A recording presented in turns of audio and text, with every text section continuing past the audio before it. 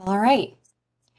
Good morning, everyone, and thank you for joining us. This is a presentation of the Navigating the Healthcare Admissions Interview offered by the Center for Career Development and the UConn Pre-Medical and Pre-Dental Advising Office. My name is Krista Rogers. I'm a health professions advisor in the Office of Pre-Professional Advising, and we are so excited today to share really 3 events throughout the day. So this morning we'll kick off the workshop presentation portion of our day. And that's going to be followed immediately by our first alumni panel for you to interact directly with some of our alumni who have recently been through this interviewing process. And then we are going to have one more alumni panel in the evening as well, just to better accommodate schedules. So all 3 of these events are being recorded. They will be put on our website. We will also announce that in our emailing list. And we welcome your questions throughout. We do ask you to drop your questions in the Q&A box on WebEx. That just makes it easier for us to see all of them and make sure that it's not going to one person individually. All right. So I think we're going to get started with some brief staff introductions. I'm joined today by my colleague Lisa from the Center for Career Development. Lisa, would you like to introduce yourself? Sure. Thanks so much, Krista, and hello, everyone. Good morning. My name is Lisa Fanularo. I use she, her pronouns, and I am a career coach in the Center for Career Development. So essentially what that means is my main role here at UConn is to meet one-on-one with students through the Center for Career Development and help them either set or work towards achieving their career goals, whatever those goals may be. And I do work very regularly with pre-health and specifically pre-med students. Thank you, Lisa. And now we've had some exciting updates in our unit, so I would invite any of our staff who would like to introduce themselves to do so. Let's begin with Erin, and then we can go alphabetically by last name, please. Good morning, everybody. It's great to see some familiar names in our participant list who we've been meeting with this semester through our applicant coaching sessions, and I look forward to hearing about all of your successes as we move forward. My name is Erin Saramboli. I use she, her, hers pronouns as well, and I'm excited to hear all of our perspectives from our alumni later today and to connect with all of you. Maybe before before we move on to our next one, if Lisa could talk a little bit about alumni engagement as well, just because we do have quite a few alumni who are engaging in this process, how they can connect with the CCD. Yeah, absolutely. Thanks for mentioning that, Erin. So the Center for Career Development does work with alumni through our office as well. We are happy to meet one-on-one with alumni up until 3 years after graduation, same as if you were a current student. So if you are within those 3 years, please feel free to meet with us, and we can definitely provide those one-on-one services. If you're more than 3 years out, we do offer one complimentary service or appointment, to meet with you, and then we do have a partner organization that we can refer you to for career coaching as well. So if anybody has any questions about our alumni services, happy to answer those, but that's sort of the basics. So I believe I saw Emma. Emma's joining us nice and early from the West Coast. Emma, would you like to introduce yourself? Sure. I'm late because I was boiling water for tea, and it always takes longer than you think it will. But hi, everyone. My name is Emma. I'm one of the advisors here at the office, and I do a lot of the behind the scenes stuff too. So if you've emailed us before, it's probably me or my colleague Tanya that has gotten back to you. And I recognize a lot of names here, so it's nice to see you all. All right, I think I'm next. My name is Heather Nunes, and I'm a new advisor with the pre-med team. Going to be working with some alumni engagement initiatives as well, so you'll be hearing more from me soon.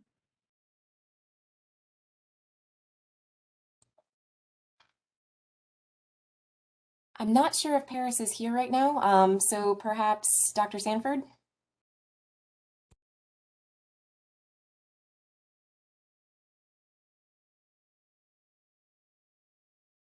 You're on mute, Dr. Sanford. Geez, again. So I'm Keith Sanford. I worked at the university for a few decades here, a number at the medical school where I served in student affairs and dean of admissions for a while. And interviewed many candidates, evaluated many candidates over quite a number of years. And I've been at the undergraduate campus helping out with the advising there and writing letters and stuff for about 10 years now. So welcome, everybody. Next slide, please. And we'd be remiss not to mention Tanya. Tanya, would you like to introduce yourself?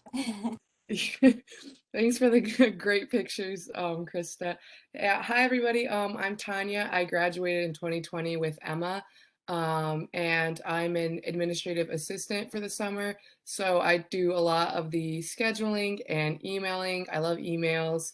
And yeah, that's about it. It's so great to see so many names that I recognize from emailing.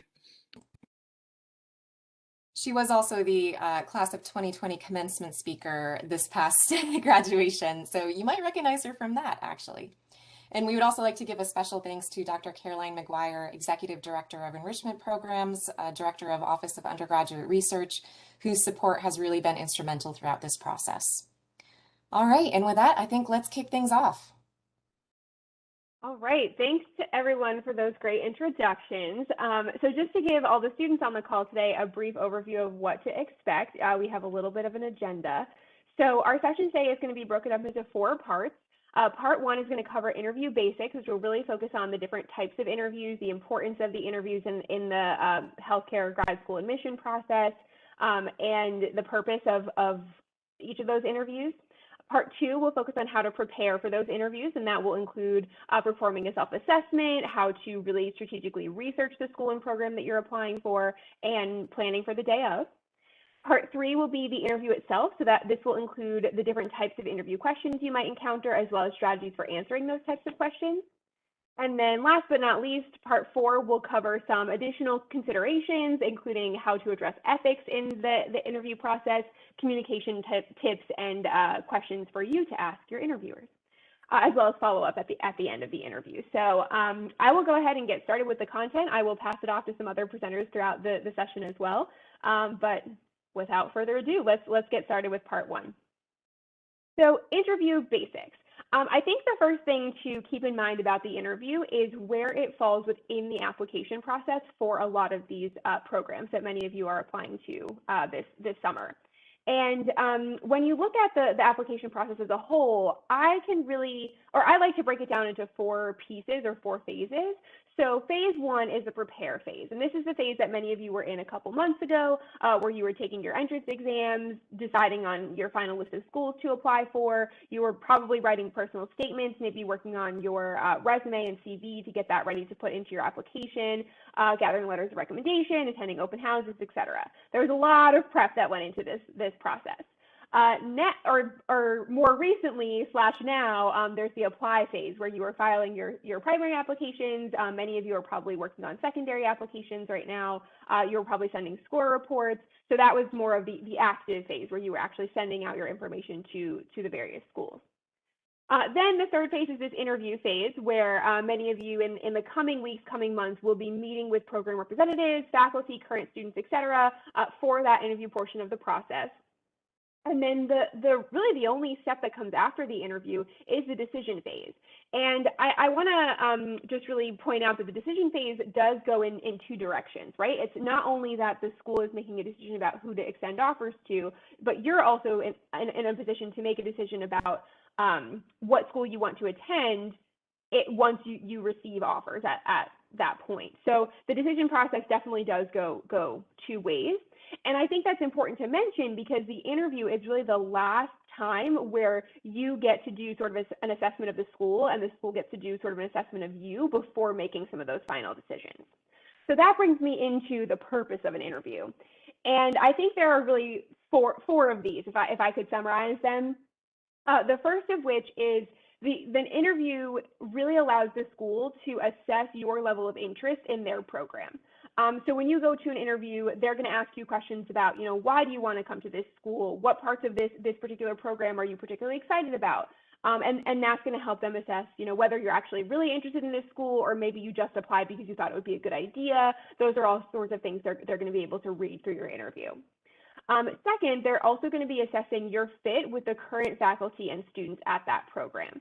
So they want to make sure that your values are in alignment, that you're going to succeed in that environment, and that that school and program has the tools to help you achieve your personal goals when it comes to your future career, because they don't want you to be in a program that's not going to allow you to achieve your goals. That wouldn't be a good match. So they're going to try to get a sense of that during the interview. And then the last really, I think, thing that they are assessing through the interview process is your potential in the field of healthcare. And what that means is, you know, they're not really interviewing you only for medical school, but they're interviewing you for entry into a profession. And so they want to make sure that you're not only going to be able to succeed academically in the program, but also that you have some of the characteristics that are necessary to be successful as a practitioner in the future. And I think that really the way that they do that is through holistic candidacy.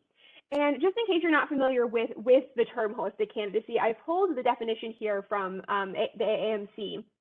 And it says that a holistic review is an admissions process that considers each applicant individually by balancing their academic metrics with experiences and attributes. These factors are viewed in combination to consider how an individual might contribute value not only as a medical student, but also as a future physician. Nearly all medical schools report using some elements of holistic review.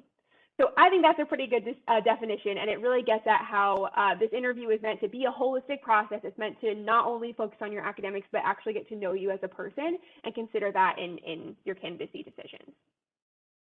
And I think one part of this relates very well to the competencies, which I know Krista is going to talk about a little bit next. Thank you, Lisa. So hopefully these are not new to you. If you went through our portfolio process this cycle working with our office, they should be very familiar. And these are essentially the personal attributes, skills, type of knowledge that medical schools really value in successful medical school students and professionals. And so you will have access to these slides after the presentation. I encourage you to check them out, the 15 core competencies, and especially the real stories about how applicants have demonstrated these qualities either in or outside of the classroom. And so we do encourage you as you begin to move into the interviewing process as well to really reflect on your areas of strength and be able to articulate them in terms of the competencies.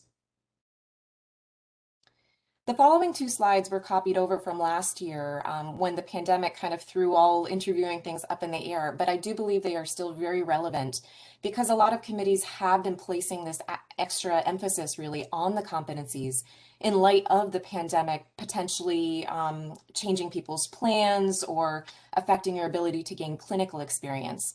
And so throughout our coaching sessions, we've also been focusing on the competencies a lot and encouraging you to think about, you know, regardless of what you were doing over the past year, if that was in a clinical or research setting or not, whatever you were doing or staying engaged in the local community, how can you tie those skills you've developed back to these 15 core competencies? And so this was a very actually practical presentation that the AAMC gave, and I do encourage you to check that out later as well if you are able to. Okay, and so definitely something to reflect on for future interviewing purposes as well. Awesome. So if we haven't already convinced you of the importance of the interview, I just want to sort of seal that point with just a few numbers. So to set the stage, you know, the good thing about if you're offered an interview is that it means that you are a qualified candidate for that school or program and that they like you enough that they want to get to know you a little bit more.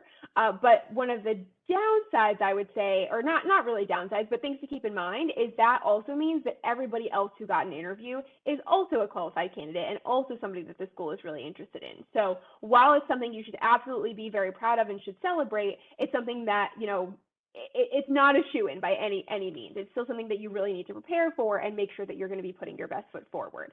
And just to, again, give you those numbers, according to the AAMC website, in the last cycle of applications, there were 53,030 prospective students who applied to medical school in the U.S., and only 22 1,239 of those students matriculated into a U.S. program. So if you do the math, that's roughly about 42% of applicants. So that really shows how important the interview is to make sure you're one of those students who gets from the application to matriculation. And the last sort of section here in our interview basics is to go over the different types of interviews that you might encounter, specifically in MDDO and dental school processes. So the first type that you might encounter is what I sort of generally call a traditional interview. So when you think of an interview, like when you picture an interview in your head, this is probably what you're thinking of, where it's either a one-on-one conversation or a group conversation between you as a candidate and some representatives from the program. Usually it consists of just kind of questions where they will ask you. Sometimes it's in a more formal structure where they go literally down a list of questions. Sometimes it's a little bit more informal where it's like a conversational style. That kind of depends, but some of the topics that are generally covered in traditional interviews are questions about your background, your motivation to not only pursue the field of healthcare or medicine, but also why that school in particular, the depth and breadth of your interest in the field, hot topics or current events that are going on, ethics, which is something we'll talk a little bit about later, and then some of those skills that are common or necessary in the field, like empathy, teamwork, and then your experiences and where those skills came from. So this is a pretty sort of standard interview process. Another type that you might encounter is a multiple mini interview, also commonly referred to as MMI. This is a little bit different and is unique to the healthcare field in the sense that it is a series of short, structured interview stations involving live and or prepared scenarios. So it's a little bit like rotating through a number of like case studies in a way, where very different things could happen at different stations. So in one station, you might be asked traditional interview questions. In another station, you might be in a role play with a pretend patient. In a third station, you might be solving logic problems to show, or with a team to show your teamwork skills and your problem solving skills. So it really does depend. And some of the main sort of topics that tend to be covered in those types of interviews are ethical decision making. That's a big one. Critical thinking, communication skills, and sometimes those can be combined into one station. And then current healthcare and societal issues. So really making sure that you're aware of current events and how those are impacting the field. It's a little bit up in the air whether MMIs are or how common MMIs are going to be in this application cycle. I don't know if Krista, you have any more information about that. But these are two types of interviews, and then Krista's going to talk about some more. Thanks, Lisa. I would actually, before jumping into this section, invite Dr. Sanford if he's willing to share a little bit just about different types of interviews.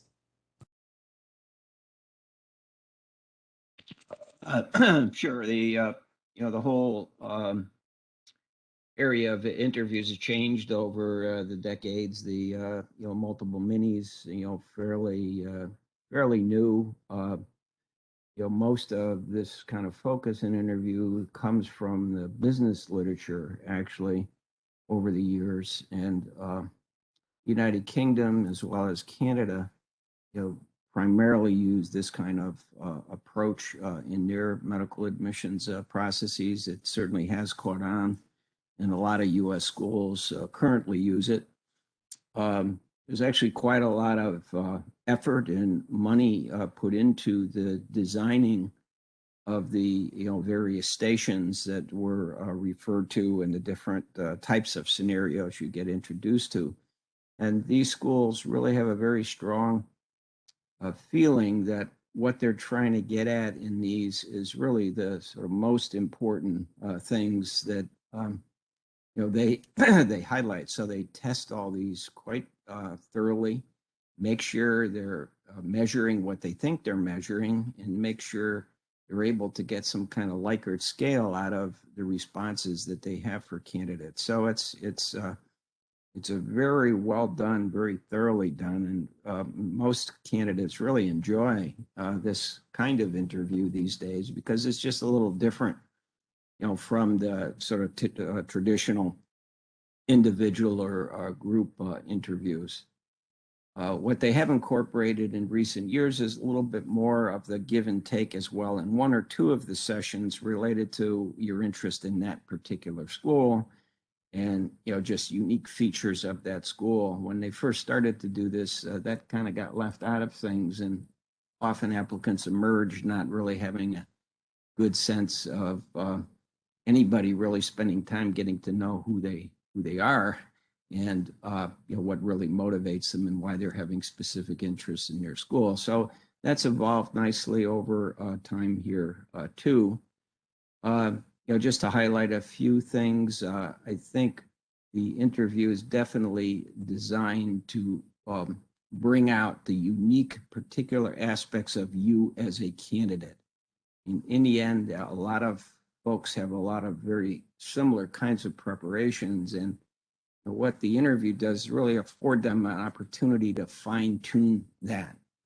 Schools are interested in interesting people, so you don't want to make the assumption that your involvement in this, that, or the other thing is something they're not going to be interested in.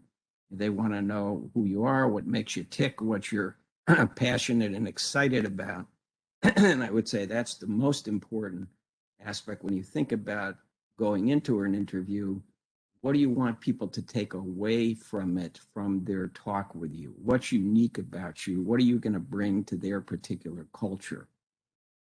Another big highlight these days is how do you and how have you responded to challenges that you faced?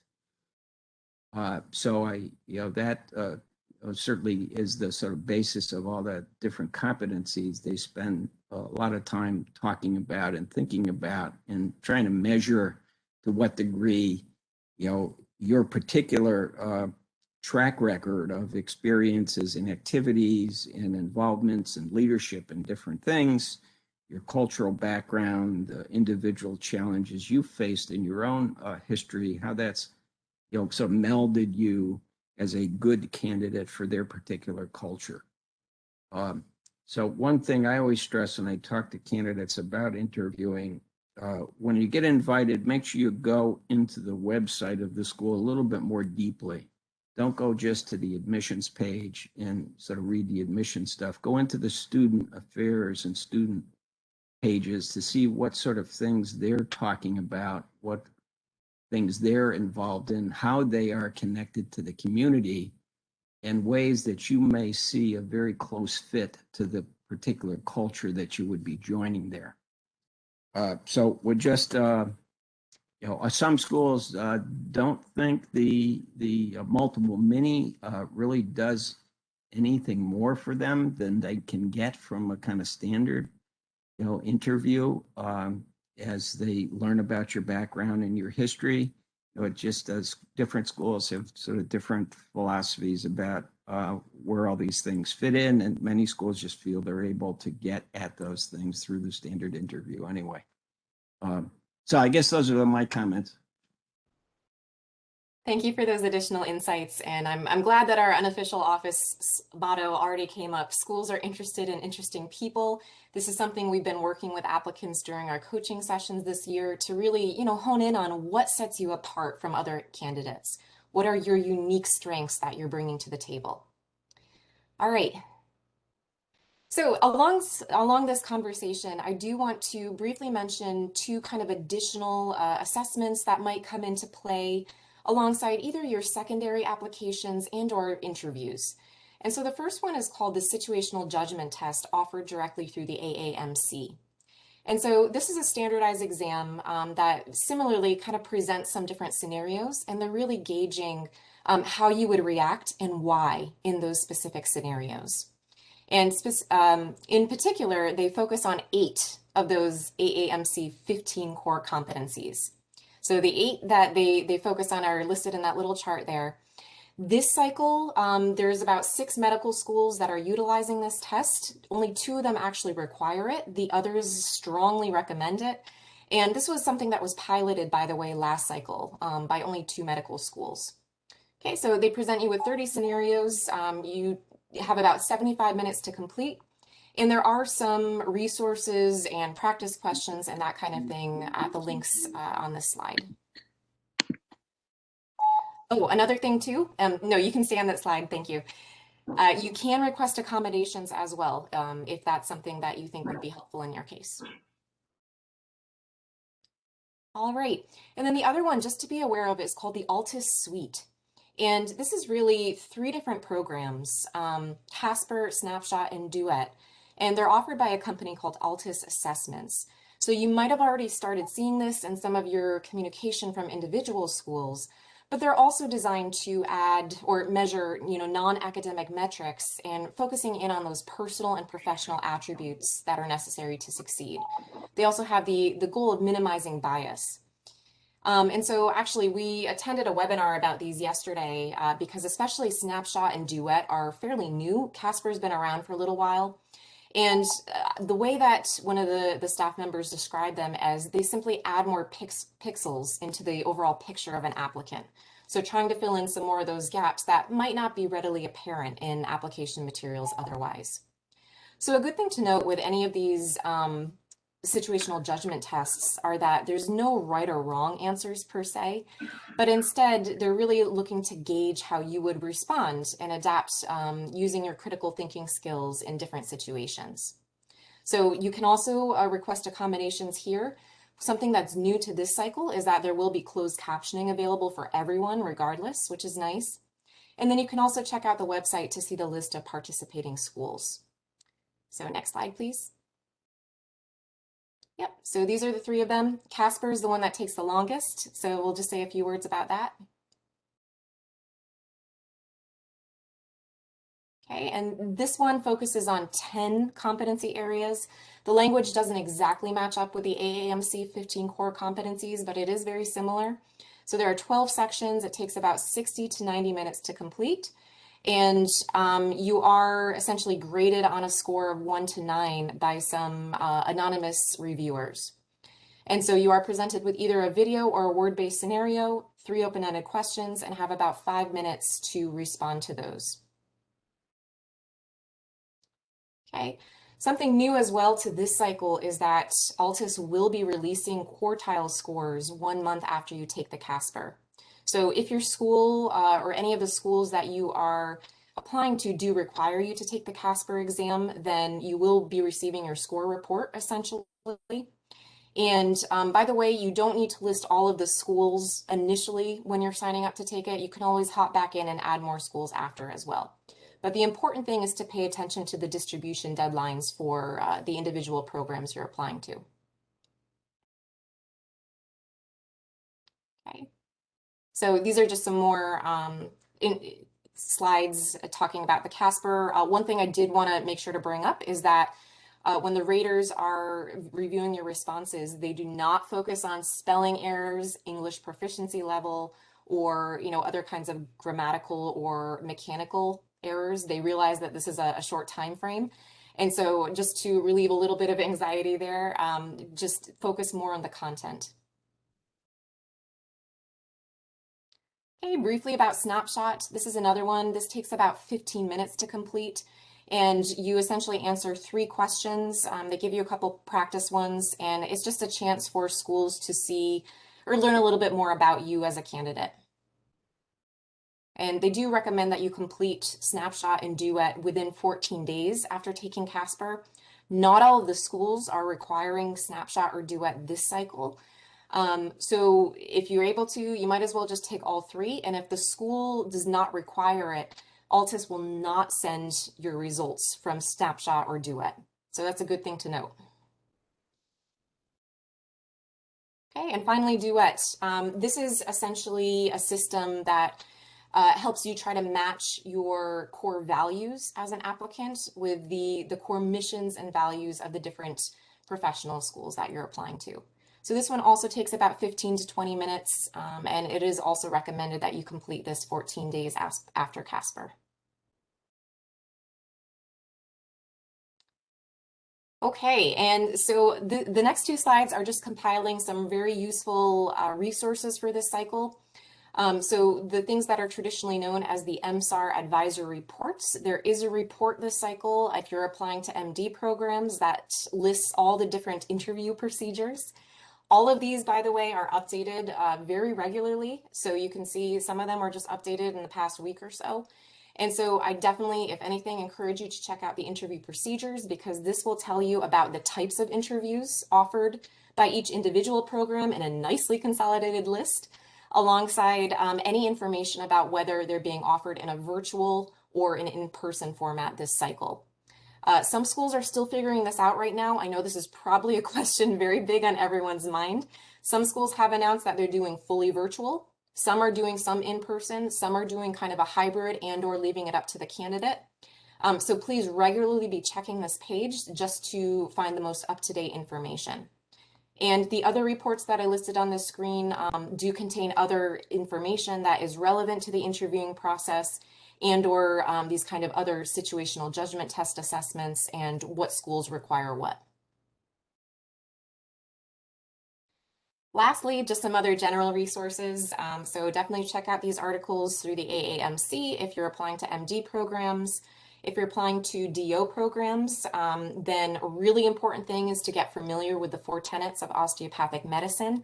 And this was explained in great detail by 2 of our alumni at our Chat with Alumni series this past February, who are both joining us later today, actually, so you can hear more. There are some slides for dental school interviews as well, as in addition to a great PDF with some do's and don'ts for dental school interviews.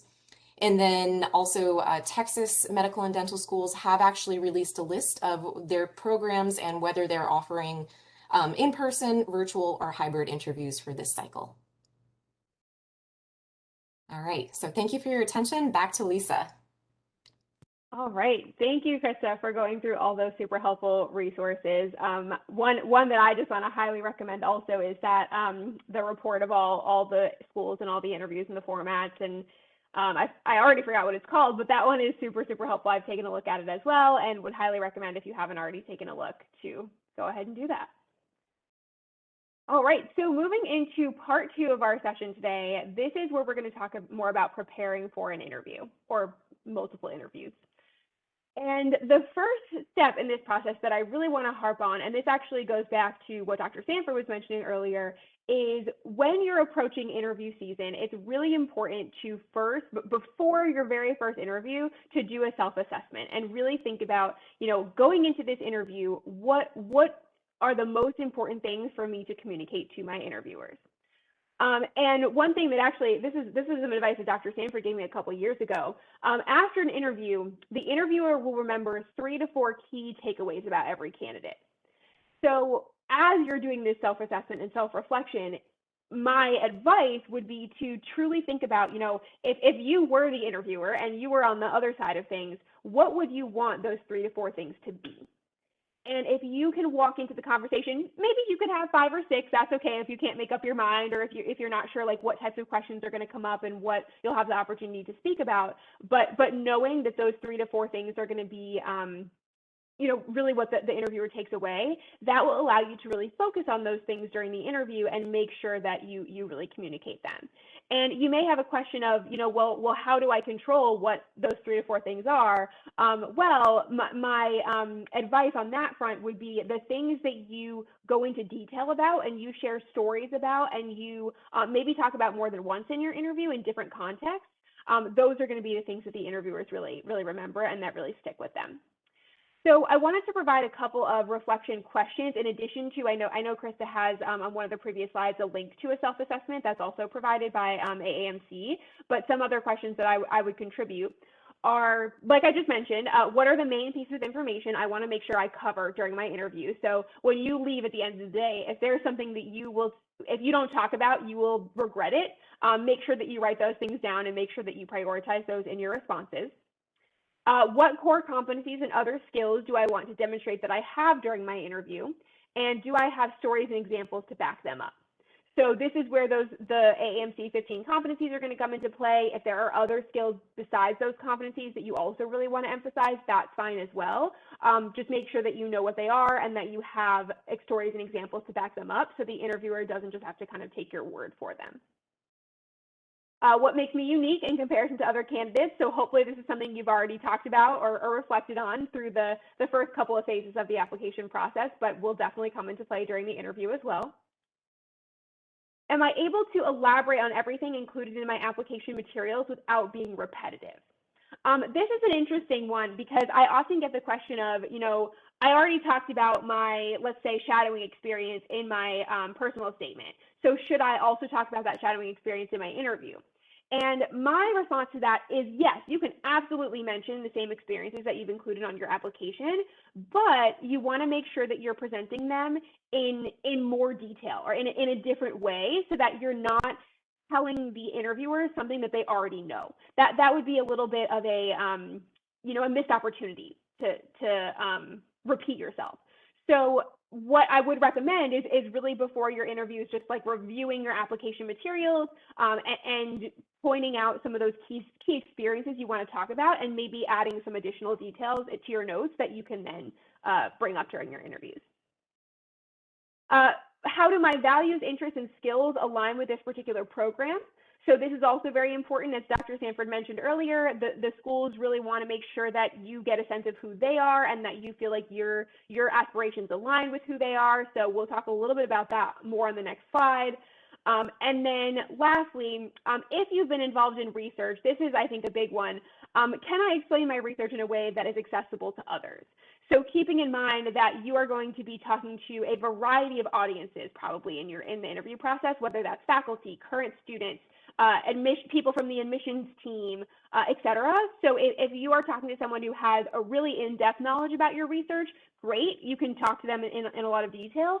But if you're talking to someone who doesn't have a lot of background or experience in the field that you're in, you still want to make sure that you're able to explain your research and some of your other technical experiences to them in a way that they'll be able to understand. So these are some great reflection questions that can help you hopefully prepare some of what those 3 to 4 key points are going to be during your interviews. And going along with that question of, do my values, interests, and skills align with the program? Researching the program in advance in a way that's a little bit more detailed and specific than what you did for writing your secondary applications in particular is going to be very important. So if you don't already, what you should know about the program. Definitely you want to know their mission and values. You'll want to take a look at their curriculum and what you'll be asked to complete as a student in that program. You'll also want to look at other program elements, and this is where what Dr. Sanford mentioned about like going to the student affairs page might be really helpful, where you can find out about like experiential learning opportunities, student organizations that are a part of the program, service or community engagement opportunities, or anything else that's kind of unique that program might have that's different from another school or program. You'll also want to look up the key faculty and staff and learn a little bit about them and what their research is focusing on if they're doing research or what they teach. And then also, I find it helpful to know about any recent recognition that school or program might have gotten. So that's something that you can look, maybe a feature on their website. You might have to go to another source for that, but being able to understand what they have been recognized for publicly can be helpful in approaching your interview. And you might be asking, well, where can I find all these pieces of information? So of course, the program's website is going to be probably the first place that you can go and gather a lot of it. But in addition, I would also highly recommend looking at national and regional associations to see what information they have about the schools and programs that you are looking into. Social media, I think, can be really helpful because social media, unlike some of these other resources, is usually updated very frequently. So you can see like what is the program focusing on right now? What are some of their recent accomplishments or their focus areas? LinkedIn as well. A lot of schools will have a LinkedIn profile, or you can actually see like alumni or current students at that school on LinkedIn and maybe learn more about them that way. The Husky Mentor Network is a UConn-specific resource that's very similar to LinkedIn that will also maybe have some alumni who are attending the school that you'll be interviewing with. So you can take a look at that as well. And if anybody's interested, I can share the link to that in a little while. News outlets is a really good one to go along with that recent recognition piece that I was mentioning earlier. And then lastly, there are a few other sort of crowdsourced resources to gather information from other medical students or graduates. And one example of those is the Student Doctor Network. So that's a really good place for you to check out as well, to see some anecdotes from others. All right, and then a few just quick last preparation recommendations. So the night before and the day of are some crucial times leading up to your interview, because the pressure's on, the time is almost here. So one thing that I always recommend doing, especially if you're doing a virtual interview, but also sometimes this can be relevant for in-person interviews as well, is check your technology, internet connection, making sure that you have the software that you need. If you're able to do like a test run with the platform that you'll be using to make sure that your audio and video are working properly, that's always super helpful, because you just want to make sure that you're comfortable with it before the interview itself. So that's like a factor that you're not worried about.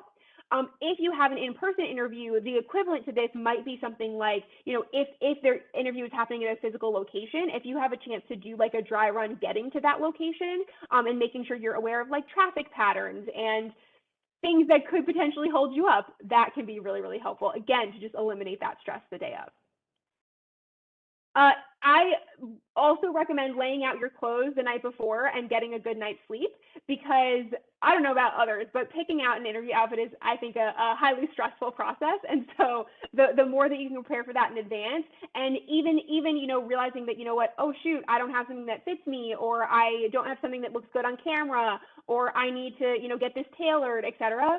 You want to make sure that you deal with all of that not the day of your interview, and that you can just, rest easy the night before and get a good night's sleep. And speaking of, don't mess with your schedule too much the night before your interview. So don't stay up super late. Don't really go to bed super early. You should try to stay as consistent as possible to make sure that you're on your game as usual the day of your interview. Again, for virtual interviews, make sure that your interview space has good lighting, a professional background, and is clear of any distractions. So, if you live with family or if you live with roommates, make sure that they know that you're going to be in an interview and that they're not going to disrupt you. If someone is, moving next door, which actually is happening to me this morning, you want to make sure that at least you're able to mitigate the sound or the distractions that can come from something like that, and make sure that that's not going to impact your interview. And then lastly, you will always want to make sure that you're at least a little bit early to your interview. So if you're doing a virtual interview, I would say, get set up and in your chair about 10 minutes early before your interview, and then join the call about 5 minutes early. If you join too early, it can put some pressure on the interviewer, but if you join too late, that can look bad on your end. So I think about 5 minutes is good for virtual interviews. And if you're in person, I would say you'll want to physically arrive about 10 or 15 minutes in advance of your start time. And then last but not least, you want to make sure that you are quote unquote on from the very beginning and making a strong first impression. So in a virtual interview, the second that you click join, they can see you and they can hear you and they can observe what you're doing. So you don't want to join and then go take care of, filling up your water or, adjusting your blinds or whatever you need to do. You should expect to be engaged immediately. And then same thing when you're in person, the second that you arrive, you never know who's going to be holding the door open for you or who's going to be parked right next to you. So you want to make sure that you are, polite and welcoming and pretending like everyone you're interacting with is going to be able to contribute to your candidacy. And then last but not least, when you're deciding what to wear for your interviews, the best advice that I can give, because I know everybody's closets do vary and everybody has different comfort levels with different types of attire, but the advice is dress like a healthcare professional. So I'm sure that everybody on the call has been to a doctor's office before or some type of medical professional's office before, and generally what they wear, not saying to wear scrubs necessarily, but generally they're wearing, button-down shirts, sometimes ties, nice blouses. So whatever you are most comfortable with that you can envision a healthcare professional wearing, that's what you should lean towards for this interview. Because going back to what we said earlier, if you appear to sort of look like a healthcare professional, that's going to work well for your application because they're going to be able to picture you as a healthcare professional in the future.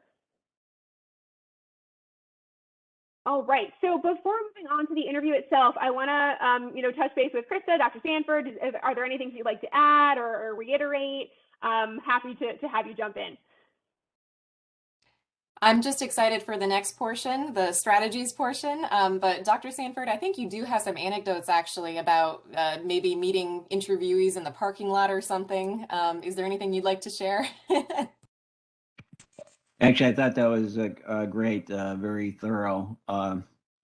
just a couple of anecdotes to share. I remember one person arriving in shorts and a sweater in the middle of winter, and their luggage got lost on the plane. So they ended up having a pretty casual style interview that particular day. So some things can go wrong, and just kind of take it in stride. That person actually was quite wonderful that day of the interview. The group finally decided to go ahead to admit this person.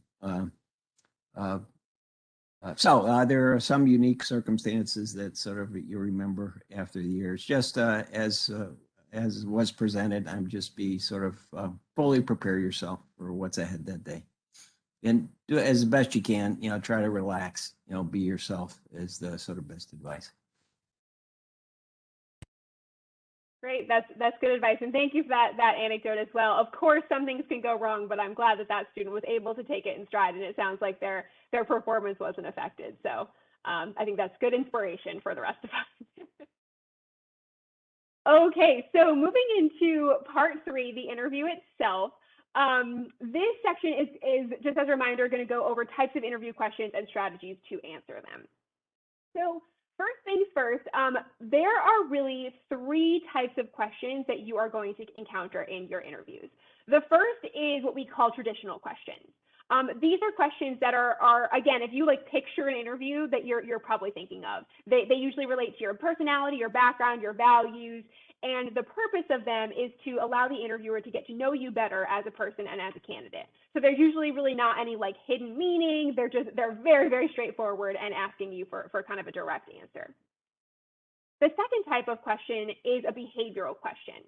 And this type of question is used to find out how you have behaved in certain situations in your past, because usually past behavior is a good predictor of future behavior. So if I were to ask you a question about, how you responded to a situation where you were under pressure in the past, and you told me your answer, that's usually going to be a pretty good indicator of how you'd respond in a situation where you're under pressure in the future. So that's kind of a quick example. And then third, case-based questions. These are questions that really put your critical thinking and problem-solving skills to the test, usually on the spot. And the reason that interviewers use these is because they allow the interviewer to see how you use those critical thinking and problem solving skills, as well as how you interact in a collaborative setting, because oftentimes these case type of questions can have a teamwork element to them as well, where you're working with other candidates. So let's look at each of these individually. But before we do that, I often get the question of, how can I tell what an interviewer really wants to know when they're asking me a question? And it's a great question. And I think that there are a couple of practices that you can use to do that. The first of which is listen for keywords when they're asking the question. So sometimes questions can be really long, but if they are repeating certain words over and over, or if there is clearly a skill or a competency that's being asked in the question, it's usually an indication that is really the core of what they're trying to get at, despite how long or how fluffy the question actually is. Second, try to put yourself in their shoes. So if you're working with a faculty member of the program and they're asking you about your academic performance in college, why? Why do you think they want to know from a faculty member's perspective that information? And if you can come up with an answer, that's great, because that can shape how you respond to that question, keeping that in mind. Third is focus on the transferable skills and content that they might mention, especially if they ask a very, very specific question, and even a specific question that you might not know the answer to. If you can sort of zoom out and again think about, why are they asking me this? What are they looking to maybe see if I can, take my experience in this context and apply it to another context, transfer it? That can usually be part of the focus. And then last but not least, you want to avoid cliche responses. So one quick example I'll give of this is sometimes, or very commonly, you'll get asked the question of why do you want to pursue medicine or pursue healthcare? And a very cliche response to that question is because I want to help people. And if you were an interviewer and you heard that response, you probably wouldn't be super impressed by that response, because probably every candidate you're interviewing that day said something like that. So if you are in the interviewer's shoes, you're probably looking for something that's unique and something that's different than what you've heard all day long. So if you can avoid cliche responses in your answer, that can be that's usually another way to make sure that you're actually answering what the interviewer wants you to be answering, if that makes sense. And I want to go through a couple of quick examples of this just to really illustrate the point. So actually, this was the one I just gave. Why are you interested in becoming a blank? Dentist, doctor, physician, whatever. In this question, they are likely looking for your genuine interest in pursuing the field, because grad school is not easy. Medical school is not easy. Dental school is not easy. And they want to make sure that you're committed and you're ready for that process, and you're not, applying on a whim or applying because somebody said that you should, or that you're not committed to the process. That they really want to kind of verify that, and that's what they're going to be looking for in your answer. Another example, this is a behavioral question. Tell me about a time you were part of a successful team. So if I were to think about how might this apply to my future as a healthcare provider, the interviewer is probably looking for you to describe your teamwork skills, because being a healthcare provider requires collaborating with so many other healthcare professionals, and they want to make sure that you're able to apply your teamwork skills in those types of settings. And then a third example, this one is more of a case-based question. If you won $1 million tomorrow, what would you do with it?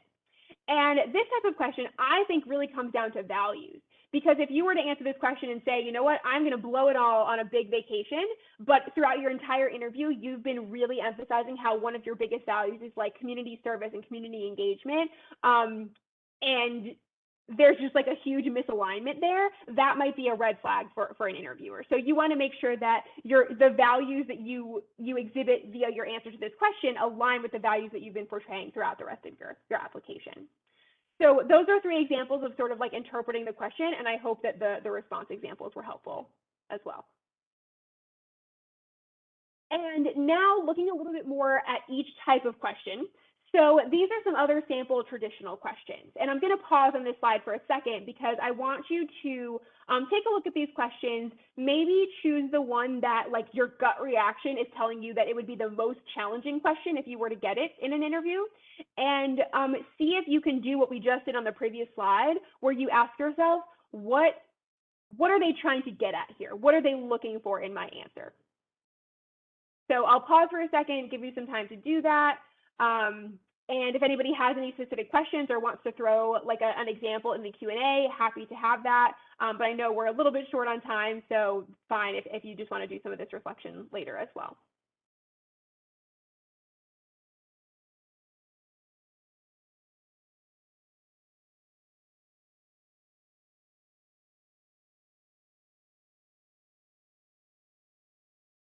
All right, and if you're still thinking, that's totally fine, but I will just chime in and say that the third question on the slide, the what would you do if you don't get into medical school, is one that I've heard from students is a really challenging one. And so I will just touch on that one and say that from my perspective, I think that there could really be 2 motivations why an interviewer might ask this question. One is to, again, similar to what we said earlier about why you want to be a blank, is to assess your commitment and dedication to the field. So if you say, if I don't get in, well, I'm giving up, it's been too difficult, like I'm over it, I'm never gonna consider healthcare again, that's not gonna go over very well, because that shows that you're not necessarily as committed to the field as potentially some other applicants are, and you're not necessarily willing to face the challenges that come with the very competitive application process. And then the second reason is to see how much of kind of like a planner you are, and what you envision the future of your life looking like, and how you envision your career fitting into that future. So that's not to say that they're looking for you to have like your whole life planned out, but they might be interested to see, well, if you talk about, if you don't go into medical school, you still want to go into some other form of healthcare, so you can like dive right in and start, being part of the workforce right away. Or some of you might say, I'll take a gap year and I'll apply again. Or some of you might say, you know what, I've been working towards this for a lot of years, and I'm ready to move on. Doesn't seem like it's my calling, but here's my other plan. That's fine. They're just really looking to see, have you thought about this? Have you thought about this possibility? And what are you going to do when you're faced with adversity? So that's just a few thoughts about that one. Okay. Moving on to behavioral questions. When you're in an interview, you can usually spot a behavioral question by the way the question is started. So almost every behavioral question is going to start with one of these phrases. Tell me about a time when, give me an example when, describe a moment when. And when you're responding to these types of questions, there is a framework that can be really helpful to use called the STAR framework, or the STAR method sometimes is what it's called. And that stands for situation, task, action, and result. And the reason why this framework is so important is because when you're responding to behavioral questions, you almost, I'm going to say like 99% of the time, want to incorporate a story into your answer. Because it's one thing for you to talk about your past behavior in hypotheticals, and it's another thing to actually tell a story and give a concrete example of how you've responded to a certain situation.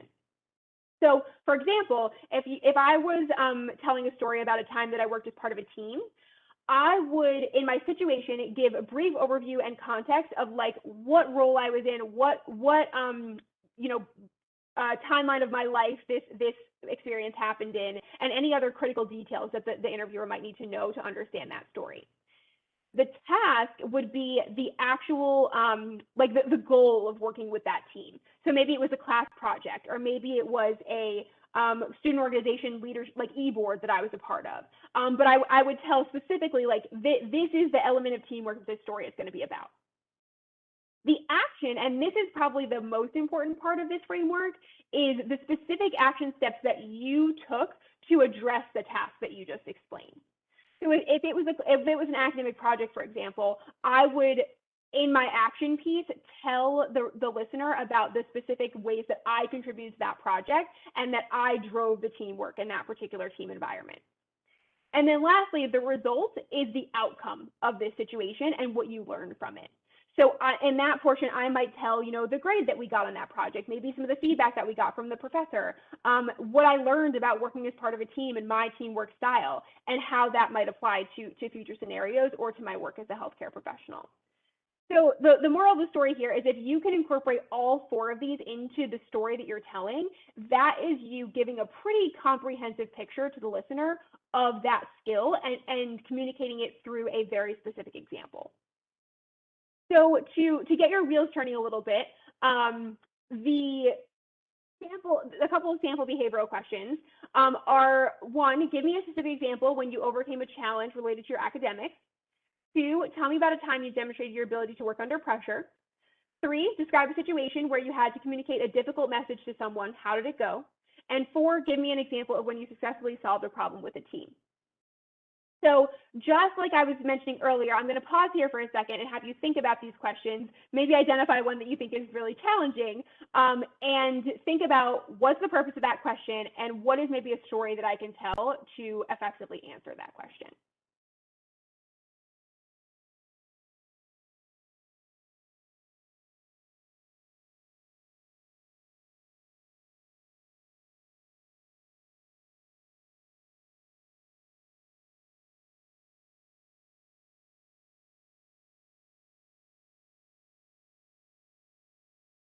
And again, this might be something that you'll need to do a little bit more reflection on later, but I did still want to provide some of these sample questions to show you how some of the advice that I gave on the previous slide might apply to some of these questions.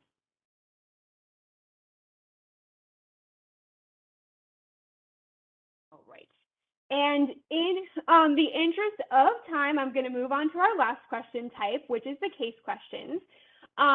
So one of the most important details, I think, to sort of set the stage about case questions is that these types of questions are not intended to test your specific field knowledge about the field of dentistry or medicine in particular. Rather, they are meant to evaluate your thought process and your ability to think on your feet. Because the interviewers recognize that you have not been through medical school yet. So they're not going to test you on things that you will learn in medical school. That would not be fair. Rather, they're going to be putting you in challenging situations and seeing how you react. So some advice for how to approach case questions are: 1, listen carefully. Sometimes case questions can be very, very hefty, detailed questions. So you want to make sure that you're getting all those details and considering them all in your answer. Second, understand the goal of the question. So if they tell you like this whole scenario and then they ask you, you know, and they just stop talking and kind of turn it over to you, make sure that you know what the actual goal is of your response. You know, is it to resolve the situation? Is it to tell them what your next step would be?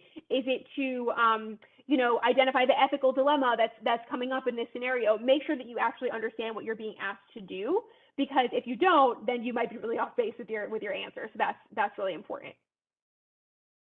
When you're actually working on answering the question, it's important to consider the scenario from a variety of perspectives. So let's say hypothetically they tell you a story about a patient who is having trouble getting their insurance company to cover a treatment that is recommended by a doctor. You know, there are at least 3 people involved in that scenario. There's the patient, the insurance company, and the doctor. There might even be family members of the patient or a parent of the patient, or you know, other people involved as well. So these types of questions usually don't have one clear-cut answer. That's kind of the whole point. So it's important to make sure that you're considering the situation from all of the perspectives that were mentioned, and at least articulating those as you're sharing sort of your final response to the question. And going along with that, if you have the ability to process out loud and sort of talk through what you're thinking, that can be sometimes really helpful to show that you are thinking about things from all different perspectives. So if that's appropriate, definitely recommend doing that. And last but certainly not least, case questions are often timed. So if you are given a time limit, you really need to make sure that you stick with that time limit and that you process sort of fast enough to get in your final response. So practicing case questions in a time setting can be really helpful to make sure you're used to working within a time limit. And to give you, again, some examples of what case questions might look like, they range very widely. And these are just a few. So the first question, you see your friend cheating on an exam, what do you do? Very much like an ethical dilemma sort of hypothetical case question.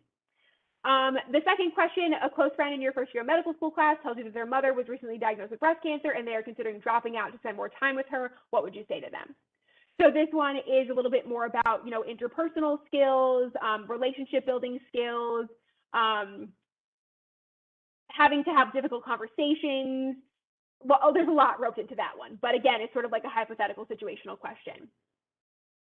Third, you're working with a patient who is adamantly requesting a certain type of treatment that you don't believe will help. What would you do in this scenario? So this one's a little bit more about like conflict management and potentially patient education, you know, utilizing your resources and like responding in the moment, critical thinking, problem solving. And then last one, just wanted to pull this one in from left field. Why are manholes round?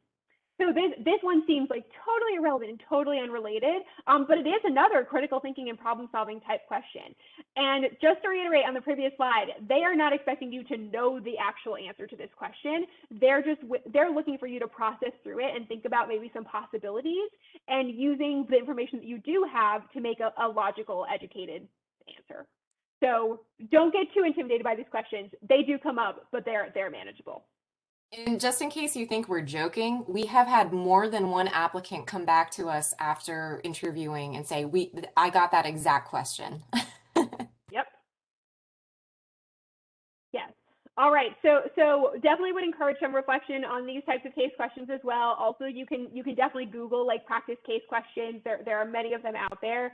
But the more practice you have with that, like, you know, the nerves that come with like the shock of a question like this, and then being able to process through it, hopefully the more comfortable you'll be during the interviews that you have coming up.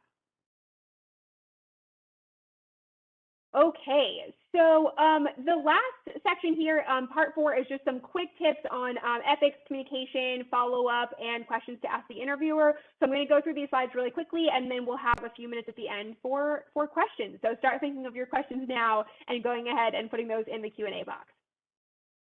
So when it comes to ethics, this is a very, very important field or topic in the field of healthcare, as you probably already know, because the program wants to make sure in your interview that you are going to be an ethical practitioner, and they want to get in front of that to make sure that they're not, you know, sending unethical professionals into the field.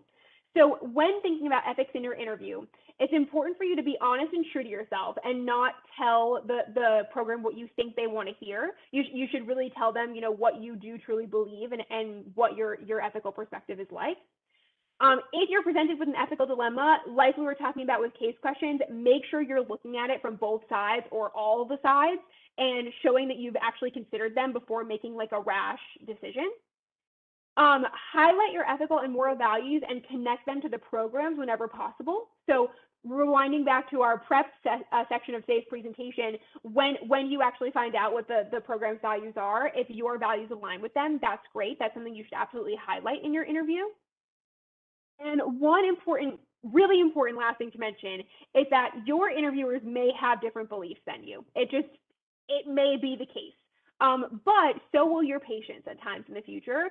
So it's important for you to be able to address that in an interview setting. So I've had a lot of concerns from students who say, you know, well, like, what if my interviewer has a different belief than me? Or what if they respond poorly to something that I said about that has to do with more like ethics or personal beliefs? You have to be comfortable with handling those situations because they will no doubt come up in a provider environment in the future. So it's something that you have to be mentally prepared for going into your interview. When it comes to communication, both nonverbal and verbal communication are very important. So with nonverbal communication, you want to make sure that, you know, the classics, maintain good eye contact, be aware of posture and hand gestures and how those might distract or contribute to your interview, maintain professionalism throughout the entire day, whether you are interviewing with faculty, staff, students, doesn't matter. Make sure that you are still maintaining a professional demeanor. I know that Dr. Sanford has some stories about students who just kind of like let their guard down when interacting with other current students and did not go very well for them. So make sure that that's something that you're keeping in mind. And also try to keep up your level of enthusiasm, which I know can sometimes be challenging, especially if you're interviewing all day long for a certain program. But the more sort of enthusiastic you appear and come across to the program, the more likely they're going to remember your energy in addition to what you said in your interviews throughout the day. And then in terms of verbal communication, you always want to use formal grammar. So avoid using like slang words or informal language. Do not swear under any circumstances. Interview is not an appropriate place to do that. Just don't do it. Try to avoid filler words as much as possible. That's something that you probably already know if you have a filler word that you use as a crutch. So try to get ahead of that prior to your interviews. Silence is okay if used sparingly. Don't rely on it too much during your interviews, but if you need 10 seconds to think about your response before giving it, that's fine. Take that silence, maybe ask for that silence as well if you feel the need to do that, and then you know, just bounce back. Avoid skipping questions if at all possible. That can sometimes not really work in your favor. And then last but not least, if you do mess up or if you feel like you mess up during an interview, don't let that rattle you. Keep going. If you mess up once, that's going to be better than if you mess up once and then let it affect the rest of your interview. So just mess up, address the mistake that you made, and move on and try to do your best throughout the rest of the interview. Questions. Be prepared with questions to ask the interviewers. I usually recommend preparing 3 to 5 questions for each segment of the day. So if you have, let's say, 4 interviews lined up in your interview session, that would be, you know, 12 to 15 questions that you're coming in with, or 12 to 20, excuse me. Some topics that you could maybe think about asking about are listed on the left-hand side of the screen here. So things like past the program alumni, specific aspects of the program curriculum, what orientation is like, current events and how they're impacting the program. COVID is a fantastic example of something like that. The program's plans for future growth, the next steps in the process, if there are any. One thing you'll notice about all these types of questions is that they're not yes or no questions, and that they are things that you can't necessarily look up by just, you know, going online and searching information about the program. If you ask things that are readily available on the program's website or on the internet, that can be a little bit of a red flag because it shows that you didn't do your prep work going into this interview. Speaking of things to not ask are things that can easily be found online. How much money you can expect to make as a healthcare provider, because that can pretty clearly be misinterpreted or correctly interpreted that you're there for the wrong reasons. that you're not really passionate about being a healthcare professional, but rather it's just for the money. Controversial topics to an extent. Program criticism, not usually a good interview topic. And then also personal topics to an extent. So, if you have like a personal circumstance that you want to, get clarification about, or talk a little bit more about, that's fine, but you don't really want to sort of drill the interviewers on their personal circumstances or their personal lives. So questions are very important to prepare. Again, these are some sample topics, but there are many other questions online if you did want to go ahead and do some searching for those. And then very last content slide here for today is after the interview, following up. So usually I recommend following up with a thank you note to the interviewers that you interacted with, all of them. So if you interacted with, let's say, 6 people that day, I would highly recommend sending the thank you note to all of them within about 24 hours of your interview. If you send it right after your interview, that isn't ideal because I think it shows that you haven't really taken the time to like reflect on the interview and really let it sit in. But if you give it, 5, 6 hours, maybe 12 hours, 24, I think that's kind of an ideal time frame. And it's totally fine if it's an email. I think it used to be preferred that people sent handwritten letters. I think that's a little bit fading away these days, especially because it's really hard to get like the physical addresses of all the people that you interviewed with, as opposed to it's a little bit easier to get the email addresses. So I do think that emails are fine. And over on the right hand side, you can see an example of what a thank you note might look like, and you'll notice it's not long. It's pretty short and sweet, and it includes 1, saying thank you, 2, saying what you like learned from that person, like one key thing that stood out to you from your conversations with that person specifically, and then 1 thing that you're looking forward to, or that is kind of like a next step for you based on your conversation. So the more personal it is, the better, and that's what this example shows, and you'll have access to this slide later if you want to take another look at the example. All right, so I don't see any questions in the Q&A yet at this point. So I guess we'll just wait another second to see if any others come in, and I will briefly mention a couple of resources that you have at your disposal to prep for your interviews. One of which is a platform called Big Interview, which is a virtual interview practice platform that allows you to record your responses to interview questions, either questions that you choose or questions that you tell the system to like randomly generate for you, and then watch them back and actually, give yourself feedback. You can also share your videos with other people, and if you want their feedback, you can request that feedback as well. This is a paid resource that UConn subscribes to, so all UConn students and alumni have a account they can access for free, and you can access it via our website. And then, as Krista just put in the chat, there actually is a custom module that we've built in Big Interview for med school interviews in particular, and we will share instructions on how to access that shortly.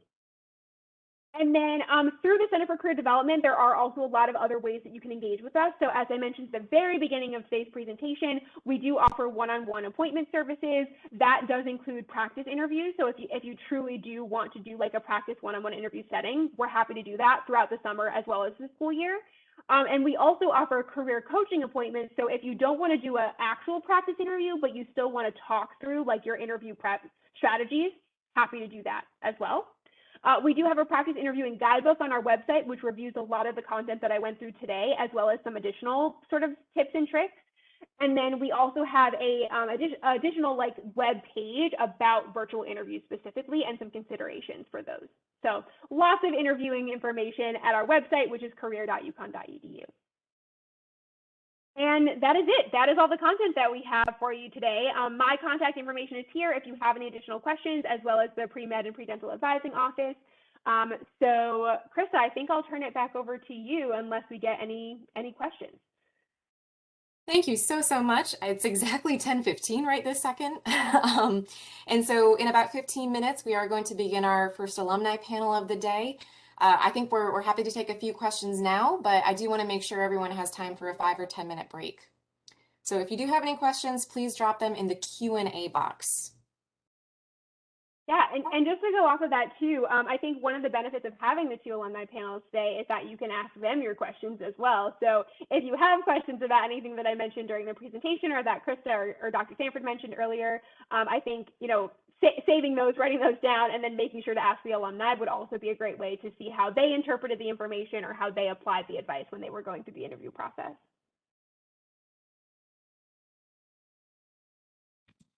I just wanted to make one more comment, and this sort of flows right into the alumni sessions we have coming up. And that's a lot of schools utilize student interviewers as part of their process. And as applicants, just appreciate that the student interview is really just as important as any other interview that you're encountering that day. And it just has a little bit different feel than sort of a faculty or staff or clinician kind of interview, but they're highly valued at the schools. I remember going into a process where we didn't include student interviewing, and once we decided to include student interviewing, we were sort of knocking our heads against the wall, saying, "Gee, why haven't we done this before?" It's given us so much more useful information as a committee. So just to kind of shout out for each of you as you go through this process to interview, eventually you may end up in a spot of interviewing others, and I hope you find that a fulfilling experience as well and a nice service contribution to the school. I would like to give a shout out that our advisor Paris is also very happy to connect with any first generation college students who just want to talk about that experience in terms of interviewing, especially things like demonstrating resilience. And so, if that's something you're interested in, you can contact our office as well to connect with Paris.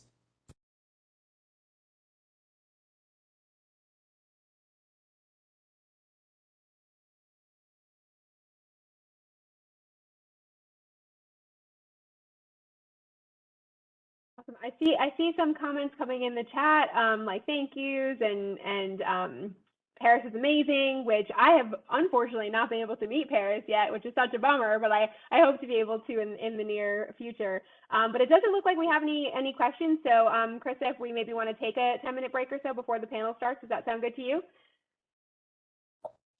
That sounds excellent. So we'll see you back here at about 10:30, everyone. I think I see at least one alumni who's already joined. So we will be back with you shortly. All right, thanks everyone.